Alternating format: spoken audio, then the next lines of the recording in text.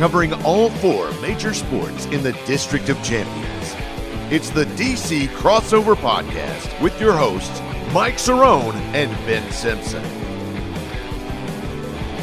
Hello and welcome to another episode of DC Crossover, episode number 114. I am Ben Simpson. That is Mike Cerrone, and welcome to the off-season as we begin our summer version of the show here with the only sport being played, besides, of course, the WNBA, is Major League Baseball, and with the Nats season currently sitting in 5th place, last place in the division, we're not just going to come on here and talk Nats every week because that will be depressing. So we're going to mix it up, talk about a bunch of different stuff this summer. So welcome to the off-season. You can check out the show on Twitter at the DC Crossover and at Cerrone16 for Mike. And then check out the TikTok, DC Crossover Podcast on the Talk. Where Mike posts clips of the show. So that's definitely a great place to go. So, Mike, we're going to head up the off-season today, and that, of course, as people know, involves food talk. So I'm excited for later on in the episode, we're going to get into some Oreo talk, because I did try, and I'll talk about this more later, but I will say I did try one of the there's 2 new Oreo flavors that came out this year. One of them is Toffee Crunch, and then one of them is what I've tried, Ultimate Chocolate Flavor, which has like a big piece of chocolate cake as the picture on there. I got a lot to say. I'm not gonna give my review or anything right now, but that I'm looking forward to putting that on the list, because we're gonna take a look at a article that ranked Oreos, and I'm sure we're gonna have a lot of disagreements with them. But Mike, that was like, hey, by the way, this is like when we did the fudge covered Oreos, and when we started our snacks, reviews and stuff like that, which I'm sure we'll probably bring back here anytime. But that was the funny thing, is when we did those, that was like our first snack that we reviewed.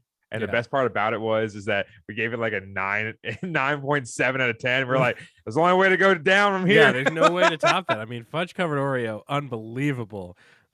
Which we'll see where they rank on the list here on that article. So it is Memorial Day as we are recording this. So obviously, shout out to any families that have those who have lost in the service and things like that have passed away. And it is one of those. It's one of those odd things with a holiday weekend where it's like, it's nice to have the 3-day weekend and people spend it in a variety of ways. But obviously, you have military in your family. I got military in my family. It's not necessarily like a weekend of like, it's weird because like, it's not like celebration. It's more like memorial and like, obviously memorializing those. But people kind of spend it going to Ocean City or going to, all this stuff and drinking and having a good time, which I guess is the grand point of it all, that those who lost their lives did so in order for us to live free and do what do all those fun things. But it's just kind of one of those weird holiday weekends where you don't want to be too excited about it. Right and that's a quick gripe I'll get to is and I'm sure we'll get to this during the off season here, where we'll rank like summer holidays and stuff like that. Yeah, for sure.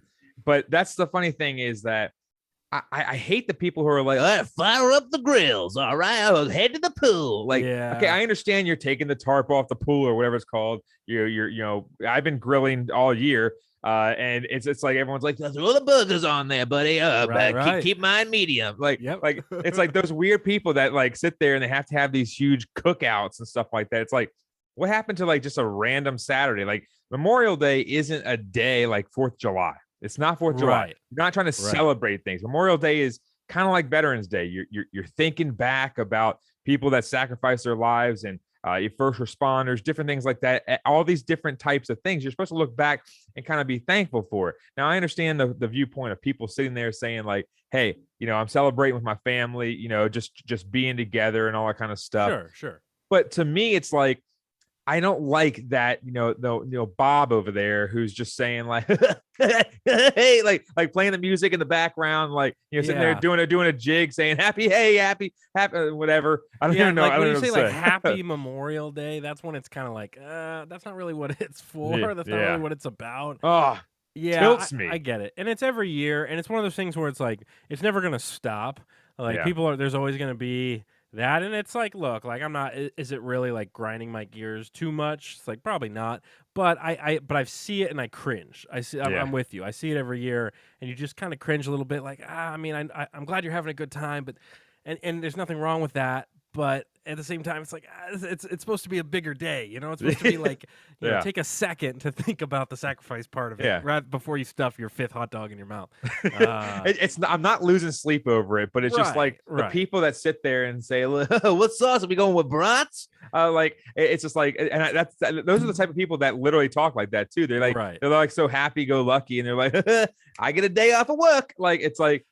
I didn't think of, Memorial Day. Awesome. I get a day off of work. That's not my first thought when it comes to Memorial Day. Yeah, now, obviously, like you said, I got military in my family and stuff like that. My pap recently passed and everything like that. So it's like, I went to Quantico yesterday with my grandma, my mom, my sister. I went over there and stuff like that. And it's not that type of weekend for me. No. For that reason, you didn't show up to Quantico wearing a Hawaiian shirt. Yeah, it's like it's just like I got to go to the barbecue after this. Like it's not like I don't know. People can celebrate and do whatever they want, but like you said, it's cringeworthy. It's very cringeworthy. It is, and you definitely encounter that this weekend. But and save it all for July 4th, man. That's where you blow it out. July 4th weekend. That's where, the fireworks, the hot dogs, everything, all that good stuff. That's coming up not that far from now. We do have a lot to get to, but we'll take a sec because I didn't want to let you know, Mike, real briefly. So, and I've been meaning to talk to you about this because this happened a couple weeks ago. So I encountered probably the worst food I've ever had in my entire life. A few weeks back, I went and got my haircut. And after the haircut, there's a couple places nearby my haircut. There's a Subway, and not a big Subway guy. And then there's like a couple other places. And I was like, you know what? Let me go into the grocery store and check out the buffet because I know they have a hot buffet at the grocery store. Now, this wasn't like a Trader. I don't think Trader Joe's has it. Wasn't a Whole Foods, which I know is like known for having a great buffet. This was a Giant. You're rolling the dice. So I walk into Giant, and I'll tell you one thing is. Even the workers who saw me head to the buffet were a little surprised because I don't think they've ever seen anybody go to the hot buffet at Giant on like a Wednesday. Like the food that was in the buffet had likely been there since like 2019. Like my guess is because what are they just changing it out every day, which is they're supposed to be, but like who's getting the food there? Are they just throwing away food all day? I don't think so. So they had wings. They had like 3 or 4 different types of wings, what they called wings. They had some chicken tenders.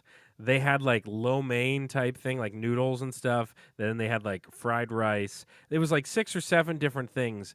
And so I walk over there. I'm like, all right, I guess I'm doing this. And I grab, there's a little tiny box. They don't give you like a big box. There was like a tiny little box for me to put food in there. And I was like, dang, if it's all by weight, it's like, why not just give me a big box and then it will still weigh the same. So there was a tiny little box. So I started picking a couple, wings out, and I'm realizing as I'm grabbing them, I'm like, this is not going to be good. This is gonna go bad for me. And then you're in limbo because you can't put it down because then everyone's looking at you. I'm already there, and there's like the workers are already kind of watching me, and like there's moms walking by with their grocery carts, being like, is that guy really doing this?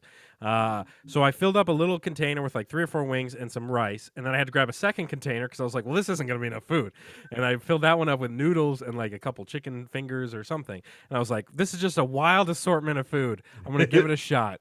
And then so I go over and I check out. It's by weight or whatever. It wasn't much. It was like $10 or something. And then I head home, and then I unwrap my boxes when I get to my place, and I'm looking at these wings. I'm looking at this food. I'm going, I'm going to eat this, but this is not going to be enjoyable for me.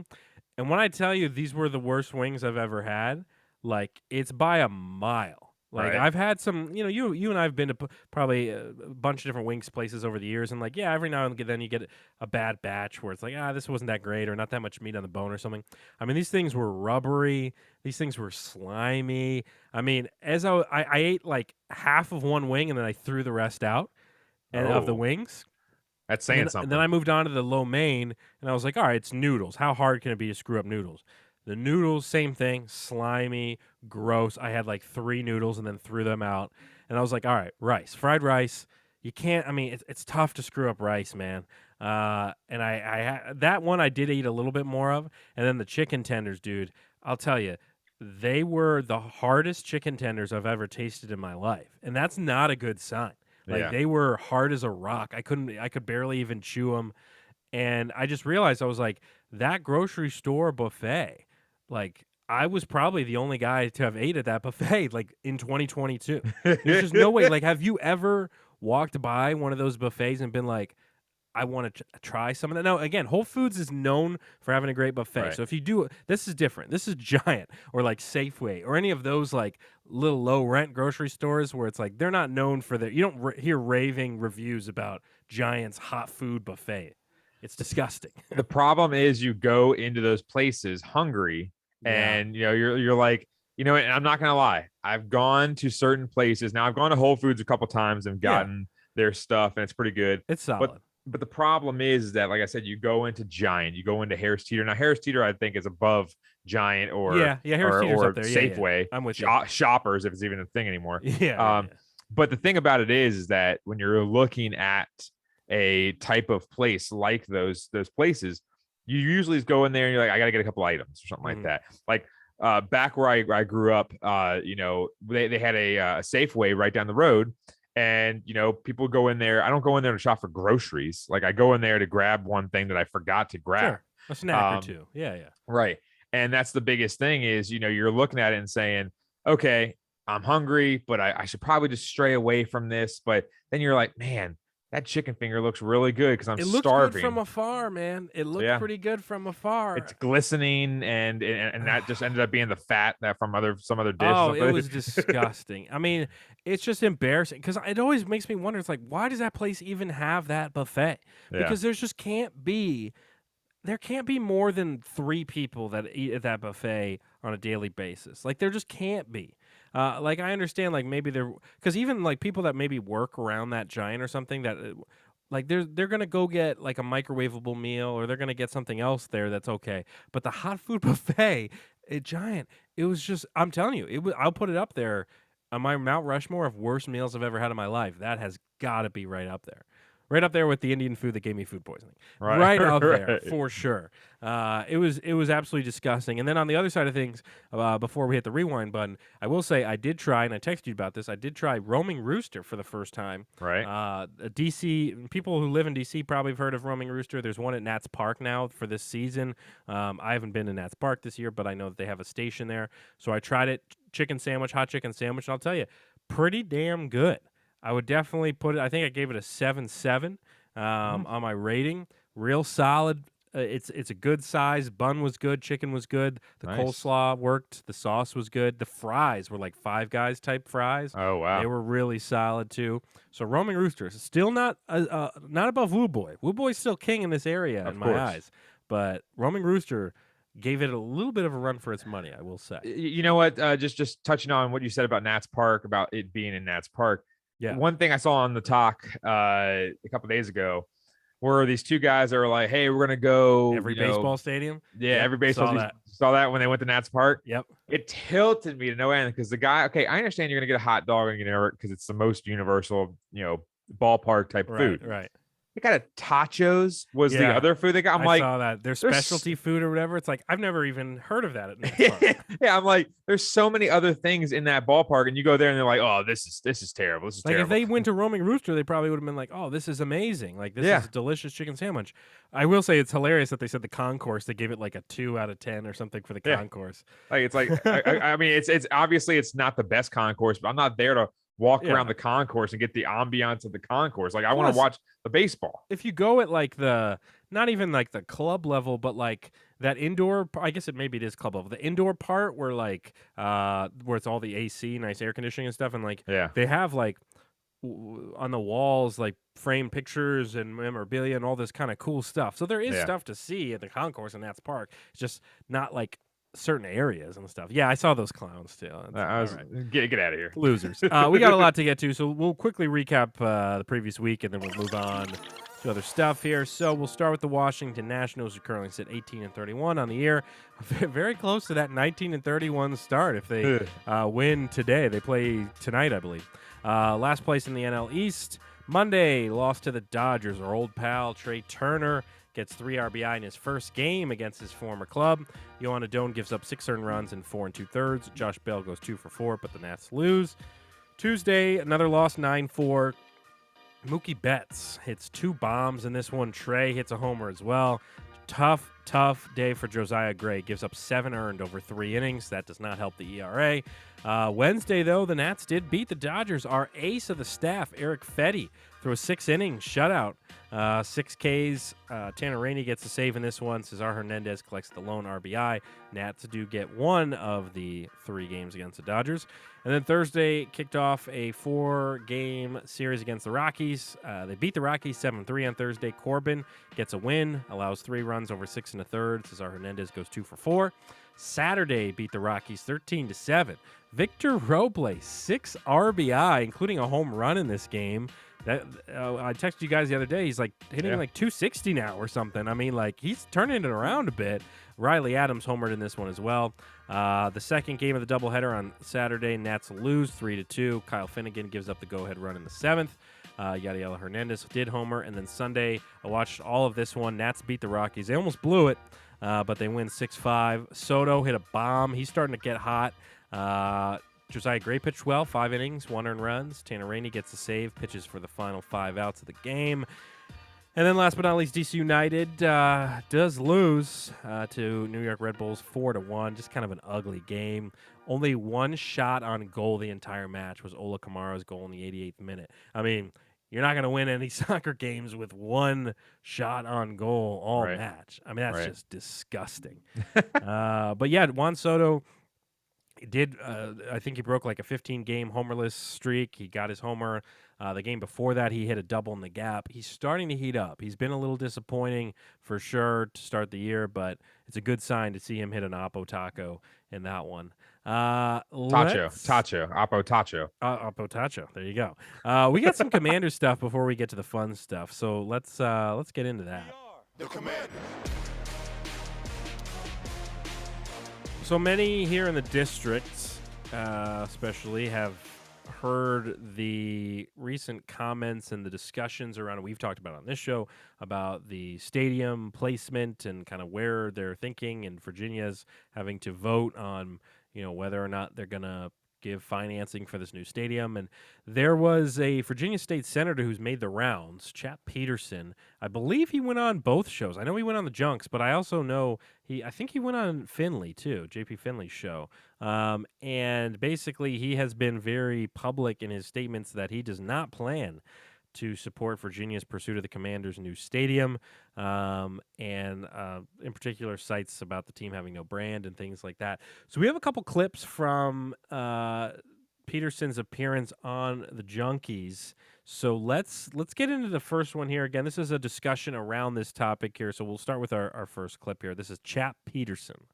But the point I was making is that the Redskins, as we grew up together, was an iconic part of our community.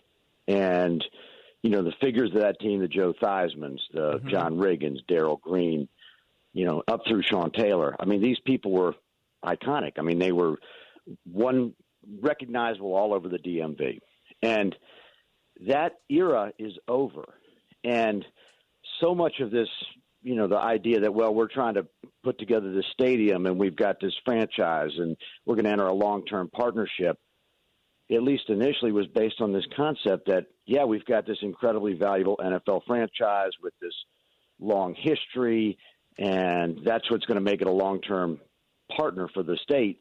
But none of that exists anymore. You don't have the fan base for starters. You just don't. You don't have the same identity. You don't have the same community buy-in. I mean, if you look at and I've talked with people about this. This is objective. This is not my opinion. If you look at sort of the amount of community presence and community exposure of this football team versus say, the Eagles or the Cowboys or the Giants or anybody else, it's not comparable. And, again, I'm looking at it from a taxpayer perspective. I got to make a decision what makes sense for the taxpayers, what makes sense economically, because if we in any way subsidize, even in a small way, a huge economic development, and then the anchor tenant is not a stable entity and either leaves or does something else, That's a problem. A lot to unpack there, Mike. Yep.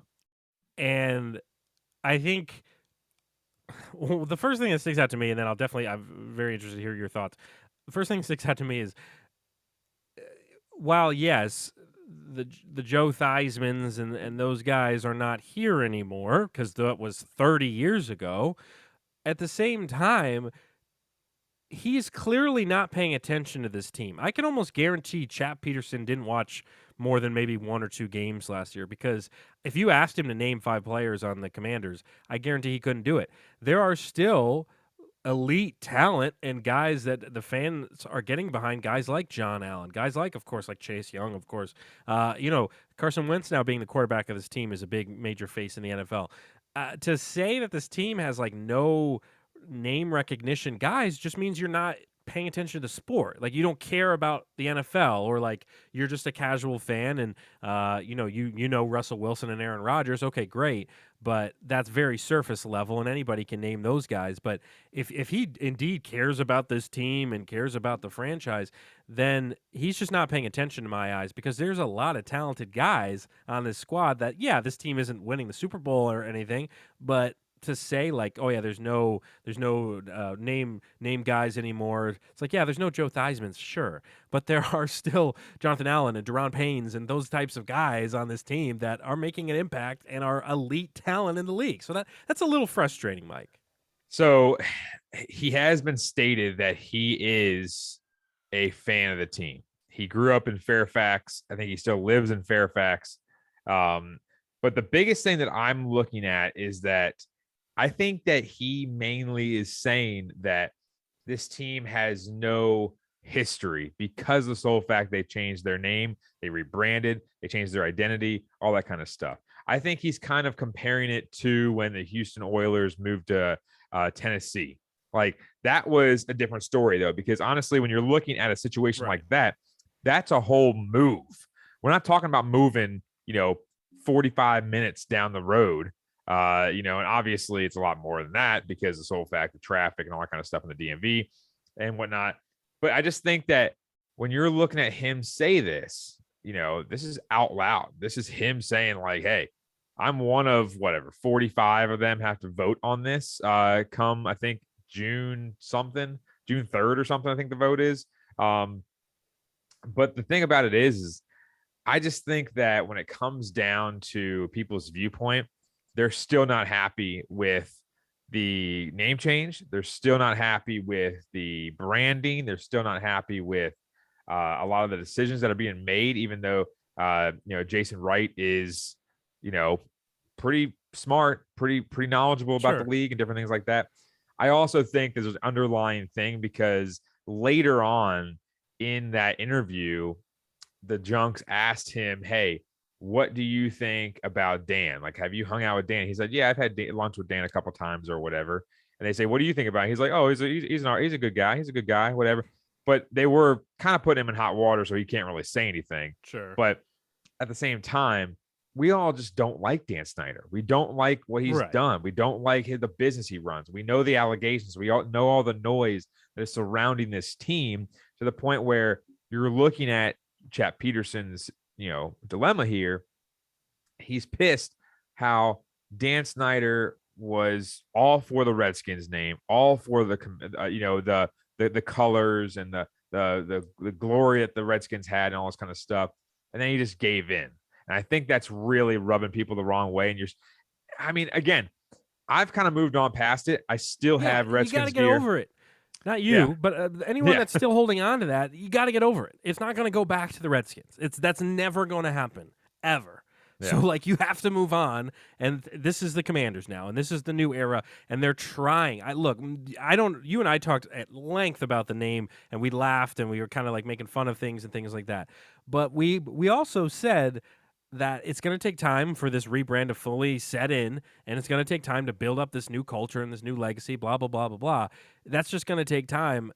To keep grasping for the 90s and keep grasping for the Hogs and all those old teams. It's like there should be a tie to tradition for sure. There should always be kind of a line because that's your legacy, but it's not going to go back to that. So you have to move forward. You have to move on. And like guys like Chad Peterson who are clamoring, who are still upset about the name change, get over it. It's done. Like you can be upset, when it originally happened. It's been years now since they changed the name. So you got to get over it and move on. And this could be a new help with that new era for the Commander stuff. And I don't know, what pisses me off too, it's just like the fan base thing. It's like everybody who grew up here knows that the former Redskins, now the Commanders fan base, is a sleeping giant. They just need a winner to rally around. I mean, when this team was competing, there's no better. I mean, of the four major sports in this area, the football team by far leads in the fanship. By far. There's more football fans than Nationals fans. There's definitely more football fans than the Caps. There's definitely more football fans than whoever I'm leaving out. The Wizards, of course. There's definitely more fans than the Wizards.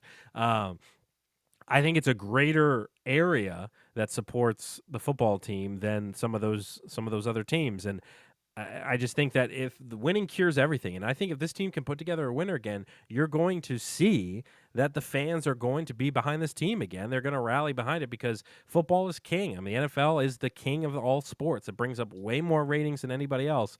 So I just think that it has a fan base. It's not like the stadium's selling out every year because the product's been crap.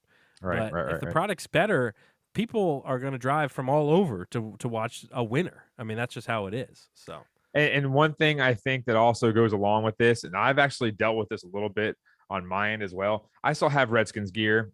I'm a teacher, so I see a lot of kids with Redskins gears, Redskin gear on and stuff like that.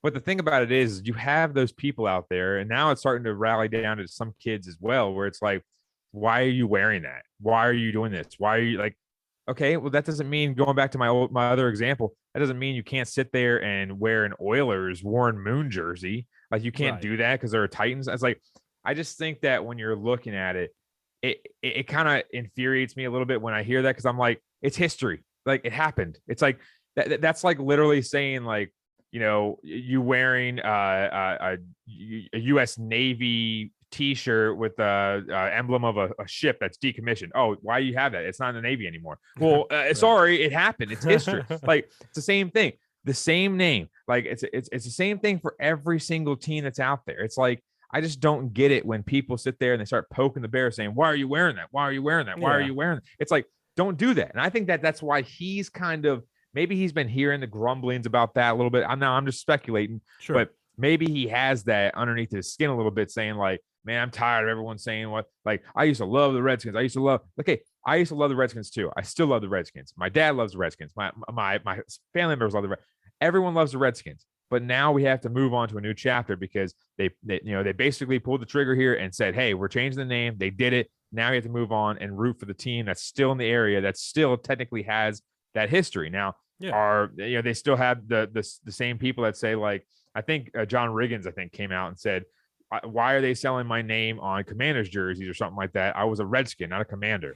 And I think that's the same thing. Is like, I agree with him, but at the same time, you were a part of this franchise. It's different when, it's like I said, they're not selling Warren Moon freaking the team didn't move. Titans they jersey. Just changed their name. Like, it's like, I'm with you. Like, I understand some of the people being annoyed by that and stuff like that, as far as like the Riggins stuff, but it's like the Commanders is, I mean, it's still the same line. Like, it's still the same dynasty line, as far as like it went from the Redskins to the Washington Football Team to the Commanders. So it's like, it's not like there's the team moved to a whole different part of the country or anything and then changed their name. Like, it's all like it's like when.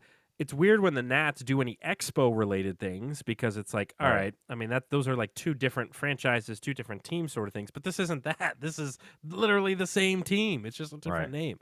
Well, the second clip that we're about to play, actually, he says a really interesting thing at the very end of it. So definitely stay tuned to that. But I think when it comes down to what he says in this clip, it's kind of him, like, they're grilling him a little bit, but he's trying to back up his point a little bit.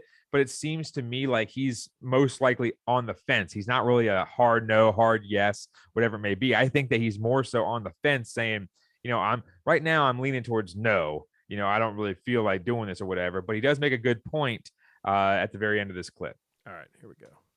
I'm not saying that this is a no to every professional sports franchise. But again, you're talking about a 60,000 seat stadium. You're talking about all the affiliated infrastructure with that. This is not like popping in sort of a small soccer stadium or a small, even an NBA facility.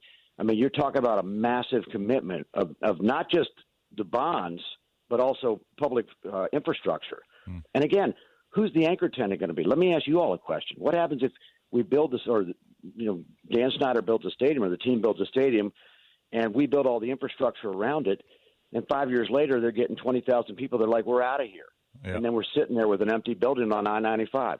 That's not going to happen. That's not how these contracts work. The team is not going to leave in 5 years. Like, that's just not how this works. So that's weird that he said that, because I don't. And I was talking with Dan about it, our friend, and he was saying the same thing, that that would never happen. The scenario, the straw man is a straw man argument. Now, could you say 15, 20 years from now, is that possible? Sure. Like, I'm not going to say that wouldn't be, but how these contracts and how these how all this is structured, they're not going to put all these resources into this, and the team is going to walk in 5 years if they're bringing in 20,000 fans. That's just not how these are set up to work. So I don't necessarily see, and I'm not entirely against some of the things that he has brought up. Because I think there is a concern, and you and I had a concern about when they said where they were going to possibly put the stadium. We're like, man, that's going to be tough for some fans to get down to, because there's a decent fan base in like Arlington and all these other places where there's young, 20, 30-year-old fan bases who want to go to games and buy drinks and like have a good time. And now you're asking them to drive, an hour and a half down 95 to go see the team. It's like, no, we're going to stay up here and go to a sports bar and watch the game. Right. Why would we go down there? But I just think that this guy, Chap Peterson, I think some of the things that he is worried about are not necessarily things to worry about, and then there's things that he is worried about that he should be. I mean, like that. I get it. I get some of his point there, but I will say that. Yeah, as far as like the team leaving in 5 years, like if he had changed that to like 15 or 20 years, yes, I think that's a valid argument. But 5 years, 6 years, 7 years, that's just not going to happen. I just think that it's a huge commitment to the point where, and I understand his viewpoint, and what I kind of meant at the end of the clip, what you just said, like, 5 years, that's not going to happen because it's going to take 5 years to build this whole entire shindig. And even then, the way the contracts are set up, the team won't be able to leave in 5 years. Like, that's just not going to be a thing. Right. And that's the biggest point that I think that we're trying to look at here is the infrastructure that is being presented to be built. I also think he does understand how much I-95 sucks to go down. I think that he's also factoring that in because it's different if you make that in Sterling, where Maryland people and Virginia people, DC people, even West Virginia people can come and enjoy the amphitheater with concerts going on and all these different infrastructure things that they're planning on building. But, Occoquan, Woodbridge, I just went down there yesterday, like we're through it, and it just sucks. I mean, trying to get from 123 to I-95 on that right-hand lane, like you have to cut people off after you get over the bridge, and people are honking and people are trying to, like they're in a freaking Indy 500 and they're trying to get through that area. It's just like, it just sucks. And imagine it being on a game day. I just think when it comes down to the entire, globe of infrastructure they're talking about, not just the stadium, I think that's what he's trying to make a point of is, are they going to have,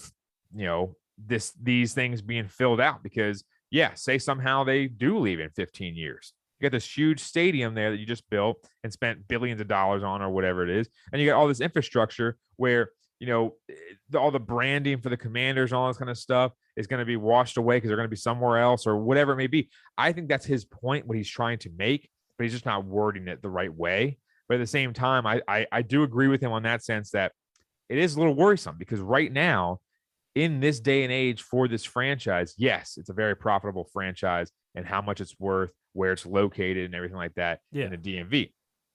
Problem is the owner sucks. The product on the field has deteriorated almost each and every year. For sure. It's gone up and down to the point where, they haven't won. I believe they haven't won 12 games since like 1991 or something of that nature. Yeah. So that's the thing is like you're looking at it and saying, is this franchise going to be? I mean, is the state going to make their money back on this franchise? Because say they do move in 15 years, are they going to make their money back? Or are they just going to break even? I just think that it's going to be kind of worrisome when that vote comes down, and if they don't pass the vote somehow in Virginia to pass and get the money and all that stuff, then what's going to happen? Because DC still doesn't want to put up the money. Maryland says hit the road, Jack. We don't want you to come back, and that's the problem. Is like, where are they going to go then? We're not going to go to Romney, West Virginia, and build one in the mountains. Hey, like not? It's like where are you going to go? Fan base there. Yeah, I don't know, man. It's all over the place, and this is a big vote coming up this week. It has to be approved by, if the legislation is not approved by June 1st, which is Wednesday, it can't be picked up again till the next legislative session in 2023. Yep. So we'll see what happens. And at that point, it might be too late. Because then they're going to stay at FedEx probably an extra year or two because of the sole fact that nothing's being built. Which we don't want. So we'll move on to some lighter topics here. First, I want to give Mike a chance to give his Sultan of Seltzers review here. This is a brand new segment. It debuted last episode. Mike is the Sultan of Seltzer. There will be different music for this segment in the future. I'm working on it. But for now, again, if you recall last week, Three Birds Hard Seltzer Mango Lemonade, Mike rated a 7.6 out of 10. This week, he has a new seltzer here, and I'll turn things over to the Sultan. I need a hat. I need a hat to wear during this segment, but something that's not offensive. Well, yeah, that's a good start. What do sultans wear? All I can think of. Yeah, you're okay. For a second, I thought you meant like just a regular hat that just wasn't offensive. Like it didn't say like "FU" on it or something. I didn't know you meant like a sultan hat. You didn't want to be offensive. I literally thought you just meant like a regular hat that has like a middle finger up or something. That's you don't want to do that. I just want a hat. Like all I can think about is Aladdin. Yeah, but I don't know if that's a culturally appropriate. That might be rough. Yeah, that might be rough. So what do you got here today? I'm gonna Amazon it. There you go. So I have the Smirnoff. I don't know how they pronounce it. Smirnoff Seltzer Pink Lemonade or Smirnoff Pink Lemonade Seltzer. One of the two. So it's a very beautiful can. So I love pink lemonade for sure. Oh yeah. Well, that was what intrigued me the most. Was the sole fact that it was pink lemonade, and we do like the lemonades. Yep. So the main course of action here for the Sultan of Seltzer is we're gonna do the appeal. The appeal is very nice. Yeah, it's a very beautiful. That's a great can.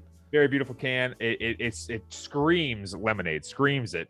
And pink lemonade is even better than regular lemonade, in my opinion. 100% accurate. But just looking at the can, it has palm trees on it, nice colors. It feels like summer. It feels very like summer nicely in a can. placed. That's right.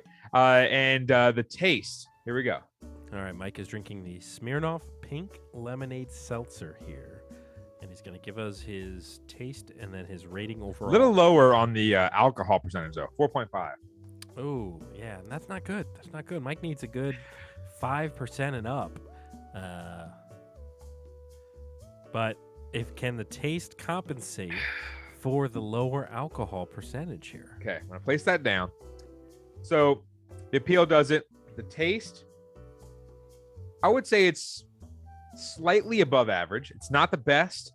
Okay. It's definitely, again, mango, truly lemonades are the best in the world that are my favorite. Yes. But this one, those are a 10 out of 10. But this one, let me know when you're ready to give your number, because I'll do the drum roll. I will give a number right now, sir. Okay, here we go. The Smirnoff Seltzer Pink Lemonade flavor for an overall score of 7.4.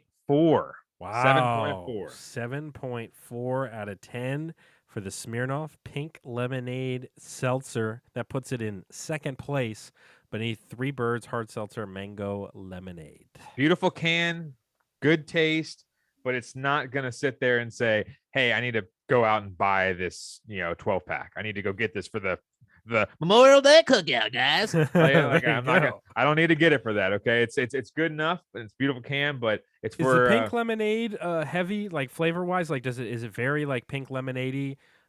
As far as like, does it feel like you're drinking a pink lemonade versus like drinking a seltzer? No, definitely. You definitely can taste the seltzer. That's the thing is when you have like a truly lemonade. Again, we always revert back to those. When you have one of those, that's the gold standard when it comes to seltzers. Exactly, truly lemonades. It literally they taste like lemonade. I mean, it's crazy. Yeah. I have one in my fridge, but it's not really a seltzer. It's a cocktail, ready to drink cocktail. I don't know if we're gonna consider those. Are we like a high noon or something like that? No, it's from Devil's Backbone, Okay. and I don't want to give it away, but that one is as close to a truly lemonade, tasting wise, goodness wise, as you're gonna get. Okay, well, we'll see if the Sultan and Seltzer wants to review that next week or the week after here. But are we considering those? The ready to drink cocktails. I mean, your name is the Sultan of Seltzer, not the Sultan of anything but beer. Sultan of ready to drink cocktails. All right, seltzers. Keeping it we're seltzers. sticking with seltzers. So it. that is the Sultan of Seltzer review. Now we will move to a little bit of Oreo talk here, as I wanted to. Here we go. Game show music here. So Delish.com put out a list of their 30 best Oreo flavors ranked and tested. And I wanted us, we're not going to go through all 30 here, but we'll spend the next 10 minutes just kind of seeing who they have at their higher end and seeing if these authors are correct in their thinking here. Tess Coman and Valerie Megan. And this came out March 22nd of this year, so not that long ago, last month. So I will not just give the number one right away. But I'll tailor it back to, we're going to start at 10 and we're going to go up, and I'm going to tell you what they've got here. So at number 10, Mike, or 20th on the article, but 10, top 10 is Carrot Cake Oreo. Carrot Cake Oreo. I'm not super thrilled about that, Mike, because I see who's 11th, Fudge Covered Oreo. They put fudge covered outside of the top 10. And they put carrot cake in there instead. I'm not a fan of that, Mike. That's just trying to please all the Karens out there. They're like, hey, let me bring carrot cake to the Christmas party. It's like, no one wants carrot cake. No. Bring me some chocolate. No, it says carrot a cake. Delightful addition to the permanent flavor fam. Yeah, the carrot cake, terrible decision here. It's got looks like it's got like the yellow cookie and then like white icing. And it's just like, all of it is not a fan of mine. The next one, number 9, is even more on the spectrum that I hate. Caramel Coconut Oreo. Caramel coconut. I'm not a coconut guy at all. I know you're not. I like coconut. Now, I don't want to overdo it with the coconut. But I will say one thing. My dad would love these damn things. Caramel coconut? Yeah, I like caramel for sure, but... Ugh. Coconut. I mean, it's not bad. I'd like to try it. Not on a deserted island. I don't need to be eating coconuts. It's disgusting. Now, this one I can get behind. Apple cider donut Oreo. But I've never had them, so it could taste terrible. I like apple cider donuts. Do you think they've captured it in Oreo form correctly? First of all, I don't want anything I don't want a drink, be in my food. Well, have you had apple cider donuts? I've had apple cider. You've had apple cider and you've had donuts. You need to have apple cider donuts specifically. It's a fall thing. You have to have them in the fall. That's like having pumpkin spice latte. I don't want to. I just want I just want. I'm gonna buy you a pack of 6 apple cider donuts, and I'm gonna watch you eat all 6. You're gonna love it. Really bored nowadays. Yeah. Number I don't know where we are. 7, I guess. Mega Stuff Oreo. Now this should be in the top 10 because, as you and I've said on this show, it's all about the stuff. That's what we're doing here when it comes to Oreo. It's all about the stuff. The next one is an abomination to this list because Oreo Pistachio Thins, Mike. Oreo Pistachio Thins. Not only is a thin on this list, which is disgusting because it's like, all right, you might as well eat a piece of paper than have an Oreo thin. Second of all, pistachios. What are we doing here? These are the things that weren't on this list. Gingerbread Oreos, dark chocolate Oreos, chocolate peanut butter pie Oreos. Those all didn't make the top 10, but thin pistachios? It's disgusting. I don't understand how they have nuts in. I mean, I understand that it's not like I have nuts inside the cookie, but I mean, come on now. You can't put that in the top 10. That's like what are we feeding elephants? I mean, exactly. What are we feeding elephants? Exactly right. Another one on the top 10 here. Chromatica Lady Gaga Oreo. Get out of here. The hell is that? What are we doing? We can't put a limited edition Oreo as one of the best, unless it's the most. It's great. And this is not. Great. Look, it's got like green in the middle and like What even flavor is it? Pine-colored golden cookie with green cream? What are we doing here? This is disgusting. Pink color. Hate it. Hate every. Ugh. Next on the list, colored. golden Oreo. I mean, it's good. It is good. I mean, to me, it tastes like a different type of cookie. Like it tastes like a vanilla wafer with something on it. It's not terrible. It's not terrible. It's if you don't want chocolate, this is a good alternative. Like, right. You get the golden, like you said, it's like a graham cracker type thing. Like it tastes pretty good. Now, next on our list here, this is in the number 3 spot, or actually number 4 spot, most stuff. Now this, how is that number 4? Yeah, number 4. I now look, most stuff is the greatest thing on the planet because you put 2 most stuffs together, and you have an amazing amount of stuff. A lot of stuff. That's a lot of stuff. Is it too much stuff? That's the question. I don't know. I don't know if it can be too much. I've never tried it. I mean, they couldn't even fit the second F on the stuff on the bag. I feel like you and I tried to find most stuff in the grocery stores for a long time, and I feel like all we were able to find was like mega stuff. Yeah, and double stuff. Yeah, we did find a lot of them. There are limited edition, but I do have one brand new pack frozen in my freezer. Oh, yeah, this is why we do this show. Number 3 on our list here, the standard Oreo. I mean, you can't put that in there. It's just Oreo. Yeah, look, it's good. There's so much better. You know what I'm shocked is not in this top 10 here is I love the chocolate Oreo with the chocolate cream center. It's like, not bad. I feel like that should be top 10. Number 2 on the list is one of the most egregious things I've ever read. And like you could punch me in the face and I won't be as upset as seeing lemon Oreo number 2 on their list here, Mike. A lemon Oreo. There's some decent lemon cookies out there, but a lemon Oreo, we're talking about Oreo flavors here. We're not talking about some like, nostalgic cookie flavors. We're talking about regular Oreos here. Yeah. I mean, you're putting lemon Oreo above Oreo. Like, I mean, I don't think Oreo should be on the list because it's Oreo flavors, but Oreo should be, if you're going to rank it anything, Oreo should be number 1. These people should have their journalistic license removed. They should be banished from society. Read the description. Believe it or not, this pack of lemon Oreos was the first to go in its entirety. There was not a single piece of criticism of the flavor. People delighted in these. There's just no way. That people had no complaints about this. Well, here's the thing. This Oreo, by far the most stuff, I should say. This Oreo with by far the most feedback. The general consensus was the most stuffed cookie is a 6-year-old's dream come true. A glorious, nostalgic, cream-filled bite. There were the party poopers or 2 that said that it's too much stuff. Well, yeah, those are. Yeah, they're the feathered. Yeah, they're the lemon flavored people. Yeah, they're that's exactly right. Those are the lemon flavored people. I mean, here's the thing: the people that probably did all these ratings are probably really skinny, and that's what annoys me. They're probably like, "Oh, I like the lemon flavor, and I like the pistachio thins, and like all that stuff." It's like, no. Give me a bath of the most stuff. Just put me in a bathtub filled with stuff. I want the stuff. I want the stuff. And then the number 1 on their list was double stuff Oreo.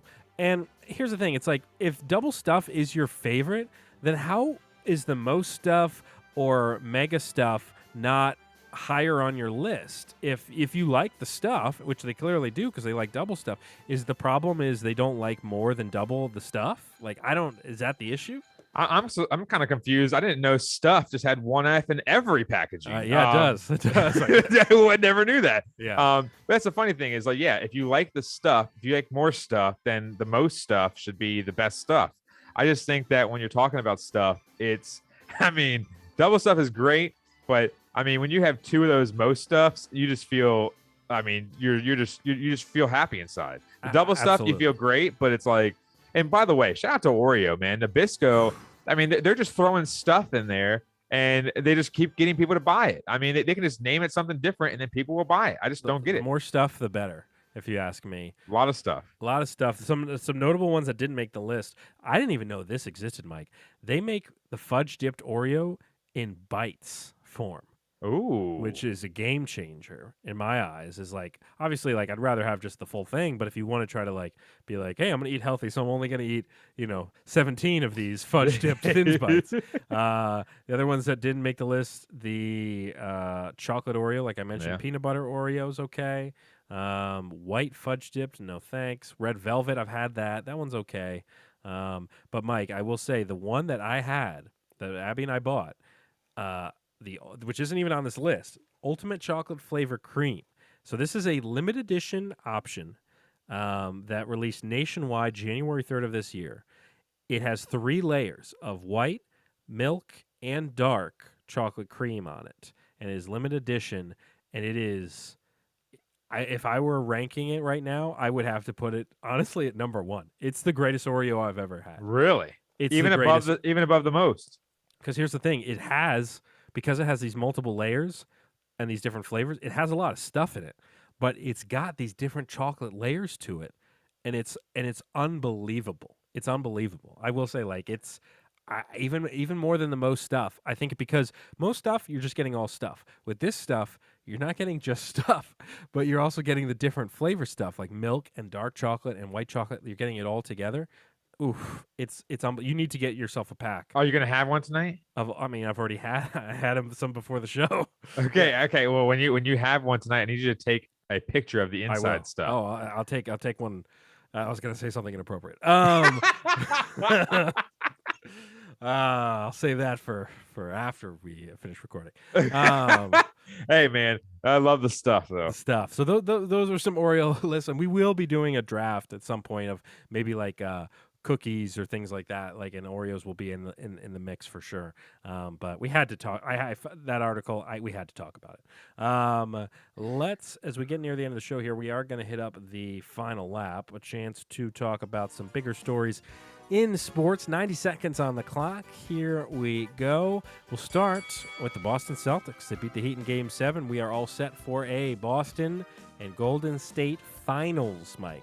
It's crazy to see the Celtics make it this far. They were projected possibly to lose to the Nets, and all of a sudden now they're all the way in the finals. This was a 500 team at one point, and they made us. I mean, it's just crazy. Real Madrid wins a Champions League final over Liverpool. Kind of a crazy scene in France the other day.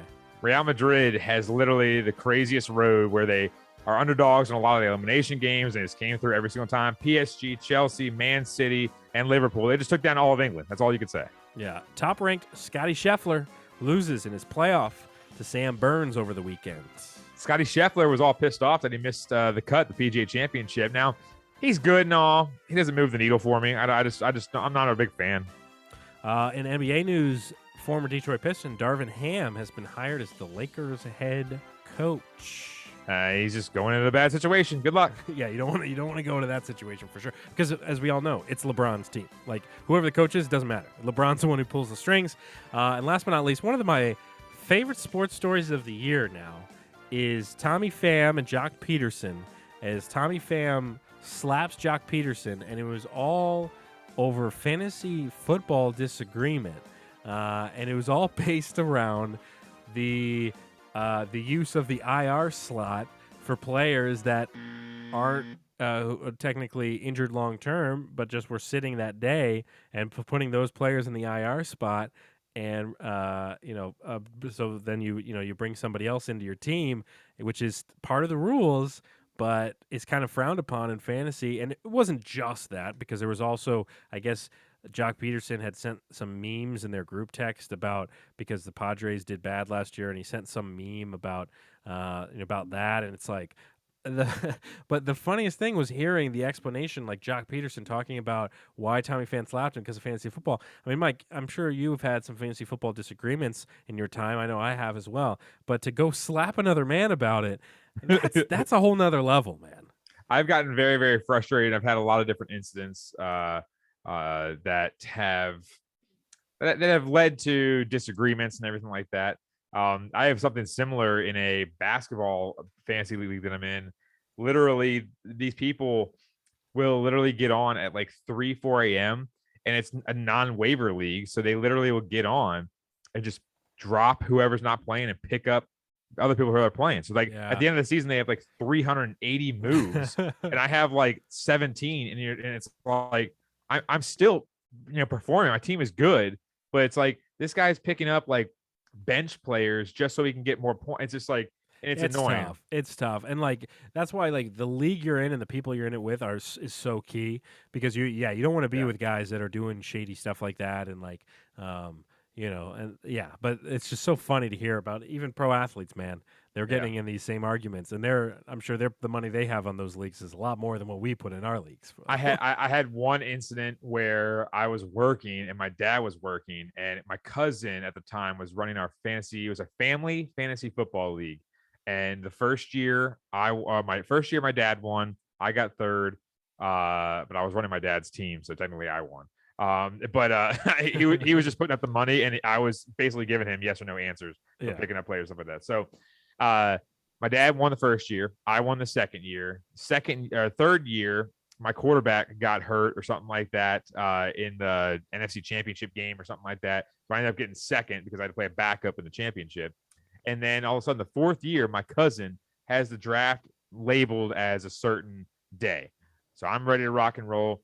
He changes it, and I literally like a day before, and I'm like, dude, like me and my dad's working, I'm working, I can't be on for the draft. He's like, sorry, man, that's the time we got. I said, why did you change it? Oh, my aunt so and so, who got last in every single year and only drafts Steelers players, right?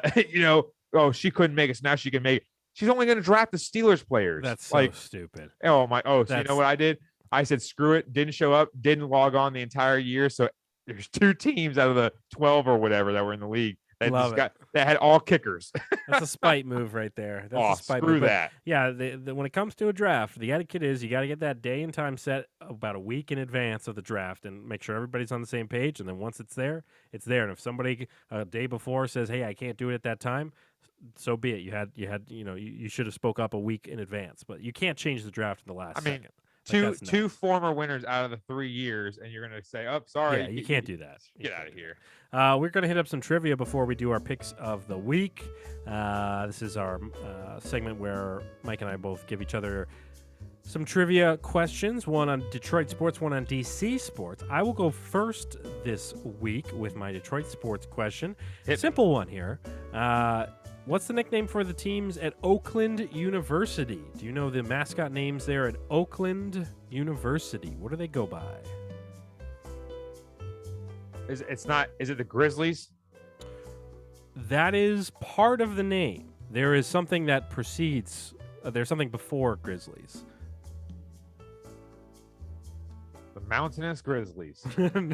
No, but it's alliterative, so it also starts with a G. The Gray Grizzlies.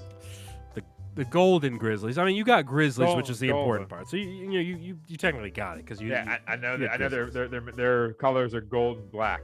Yeah, there you go. The Golden Grizzlies of Oakland. Maybe I should have said golden when I just said gold and black. I knew the colors. I don't know why I said gray. Yeah, you said Grizzlies. I'm sure people don't go around saying like the Golden Grizzlies. They probably just call them the Grizzlies. So. Yeah, the Blue Bombers. Yeah, there we go. Wasn't that like the on the backyard baseball was the Blue Bombers? Yeah, I love the backyard baseball names. Humongous Rockets and all that stuff. Yeah. Yeah, I got a humongous rocket for the game. All right, here we go. DC sports trivia question of the week. How old was Bryce Harper when he made his All-Star Game debut? Ooh. I'm not going to give you the year because that will give it away. Right. So how old was Bryce Harper when he made his All-Star Game debut in his career? Okay, so the funny thing is I think I'm like right around the same age as him. So I'm trying to think back. And I know he entered the league pretty young, but it's not like he was in the All-Star game immediately or anything. I mean, my guess would be it's around that MVP season, which was like 2015 or 2016, something like that. Or was it like 2017? I am going to say his first, but you said his first All-Star game, right? Yeah, his debut. So he could have made the All-Star team before he won the MVP.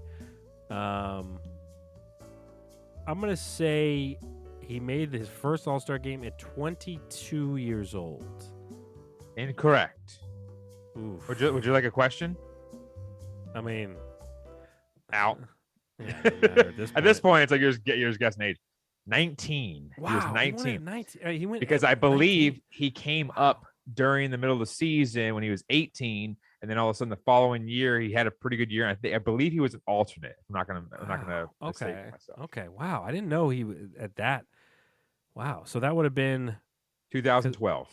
So see, that's the thing. In 12, I mean, he hit 270, 22 bombs, like nothing too. That's what I think. I think someone bowed out or something like that, and he became an alternate. Okay. Because you always look at those type of players that are like, oh, this guy's an alternate. It's like this guy is like the 20th best quarterback in the NFL. Like, I was stuff thinking like that. it was that 2015 MVP season, which was 7 years ago, and I'm 29, and I think he is too. So I was thinking 22 years old. So that was my logic there. I was incorrect. Good for him, man. Jesus. And I'll tell you, Bryce Harper, and I texted the group the other day. Bryce Harper's hitting pretty crazy this year too for a Phillies team that's struggling. The guy's putting together a great season. Hey, I took him as my MVP in the preseason. Yeah, it was smart because he's playing great. Let's hit up the money line, sponsored by DraftKings. Mike holds a 3-point lead over me. I'm 8. I don't even want to say the records, but Mike is three ahead of me right now. And we've got some picks here. So I will start with my lock. My lock. I'm fading myself this week, by the way, when I did the picks. So originally I was looking at the Oilers for this game. So then I went the opposite, and I have the Avalanche -1.5 against the Oilers tomorrow. And then my dog, same thing. I think the Warriors will win game 1, but I'm going to go ahead and take the Celtic dogs +3.5 against the Warriors game 1 on Thursday. Hey, at some point you got to turn the tide, and I think fading yourself would be the way to do it. It's the way to go. It's the way to go. So my picks this week, I got my lock. Lightning -1.5 over whoever they play. I believe that might be on Wednesday or Thursday, whether it be the Rangers or the Hurricanes, as they are going to be playing tonight. So I got the Lightning winning by 2 because Lightning honestly just wiped the Panthers off the face of the planet. And you think they're going to win it all? No, I think whoever wins that Edmonton-Colorado series is going to win it all. Yeah. But I think Vasilevsky is just going to shut down the Hurricanes or the Rangers. But I mean, overall, I'm going to take that over anyone. So that'll be later on. Whoever they play, it doesn't matter. My dogs, I'm going to take the Oilers +1.5 at the Avs. I think the Oilers have really good offense. Now, are the Avs going to be able to just dominate just like they do everybody? Who knows? But the Edmonton Oilers just came off wiping the Calgary Flames off the map 4-1 in their series. So -1.5 Lightning over whoever they play at the time, and Edmonton +1.5 at the Avs on Tuesday. We also remind you to check out Bird's Eye View, True Stories of Professional Basketball. 2 episodes in the book so far. 3rd episode coming out on Wednesday, maybe. Be sure to check out the show.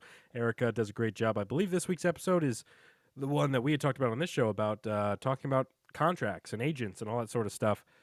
That was what Mike wanted, an episode about. And funny enough, Erica was already planning on that. So that should be the episode here. I think that's coming out this week. Subscribe to that show for sure. We produce that one. And then, of course, follow the show on Twitter at the DC Crossover and at Cerrone16.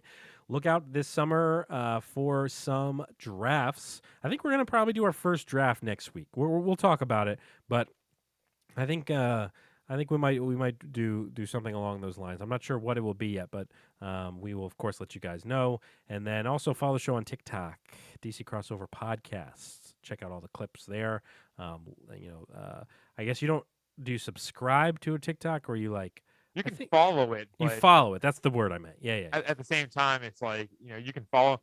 I mean, TikTok is always weird because, like I said before in past episodes, TikTok is not really about the following. It's more so about the liking. Yeah. For the most part, because you always see people have 1 million followers and they have like 10 million likes or something like that. You obviously want to see more likes. All right, we're getting some good numbers. So yeah, if you want to go follow it, you can obviously see we've been doing 4 or 5 videos a week. So definitely check out that. Again, like Ben said, they're clips of the show, not full segments. So a little teaser like a little guy in the Geico commercial that teases the dollar bill over people's heads with the fishing line. But yeah, definitely check that out. Yeah, be sure to check that out. And and we'll be back next week. And meanwhile, I'm going to go have another ultimate chocolate flavor cream Oreo. I will see you guys. It's been another episode of the DC Crossover.